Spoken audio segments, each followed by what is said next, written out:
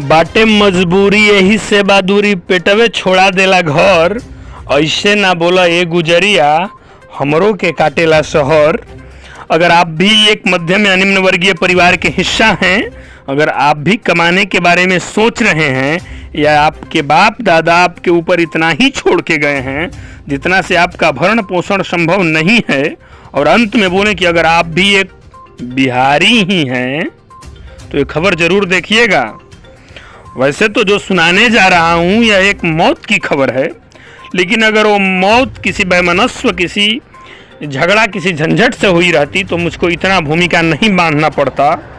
वो मौत पेट भरने के कारण हुई है, वो मौत दो बिहारियों की हुई है, वो मौत उस बिहारी के जगह पर किसी भी बिहारी की हो सकती है, इसलिए हमें इतना बोलना पड़ा।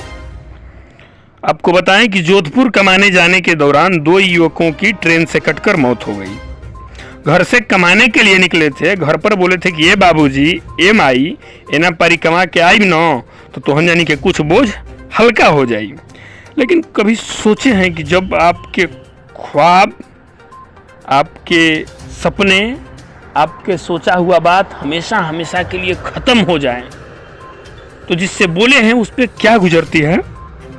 जिस माता पिता के जिम्मेवारियों को अपने कंधों पर ढोने का निर्णय लिया हुआ दोनों युवक घर से कमाने निकले थे, आज उन्हीं माता पिता के कंधों पर उन दोनों युवकों का लाश ढोना पड़ा।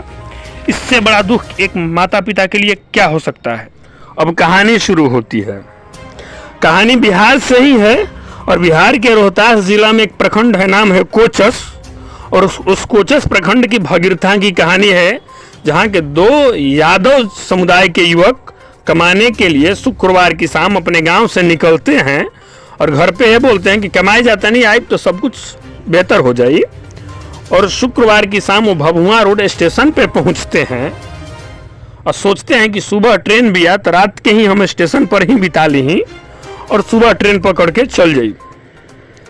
लेकिन जब सुबह होता है तो रेलवे ट्रैक पर दोनों की लाश कटी हुई पड़ी होती है, और जब ग्रामीण सूचना देते हैं तो जीआरपी आती है और जीआरपी पैकेट में लाश को पैक करके शव को सदर अस्पताल भेजती है। और उन दोनों के पैकेट से जो नंबर मिलता है उससे परिजनों को सूचना देती है और पोस्टमार्टम के बाद शव को परिजनों को सौंप दिया जाता है, और इससे दो बिहारियों की कहानी सदा सदा के लिए वहीं पर खत्म हो जाती है। लेकिन कभी आप सोचे हैं कि आखिरकार हम बिहारियों को ही क्यों कमाने जाना पड़ता है? आखिरकार हमेशा हर जगह मरने वालों में हम बिहारियों का ही क्यों नाम आता है? देश के इतने आईएएस और आईपीएस के पदों पर फलीभूत होने के बावजूद, जो अंग्रेजी पीरियड से ही एक स्वतंत्र राज्य हुआ करता था, वह बिहार आज दूसरे राज्यों पर क्यों निर्भर है? कभी आप सोचे हैं? और एक बात और बता दें, ये मरने वाले दोनों युवक यादव समुदाय से थे, और जब ये मर गए थे तो कोई वहां पूछने नहीं गया था कि आप किस जाति से थे, और मर गए। और परिवार के लिए बस एक जो जाएगा उसके लिए एक ढांढस और परिवार के लिए एक दुख, इससे ज्यादा कुछ नहीं। जिसका जाता है वो उसका दर्द समझता है। ये इसलिए बोल रहे हैं कि हम भी एक बिहारी हैं और हमें भी ये दिन देखना पड़ेगा। जातिगत में, जाति में बांट बांट कर सत्ता के संरक्षण लेते हुए इन नेताओं को जब तक ये नहीं पता चलेगा कि बिहार के युवक और बिहार के लोगों को बाहर नहीं जाने दें, तब तक उन लोगों का आप बहिष्कार करिए।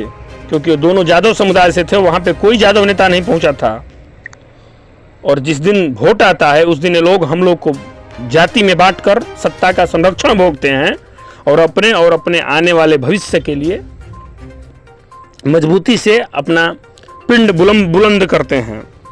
तो फिलहाल हम ईश्वर से ही प्रार्थना करेंगे कि उन दोनों लड़कों को आत्मा की शांति दे भगवान।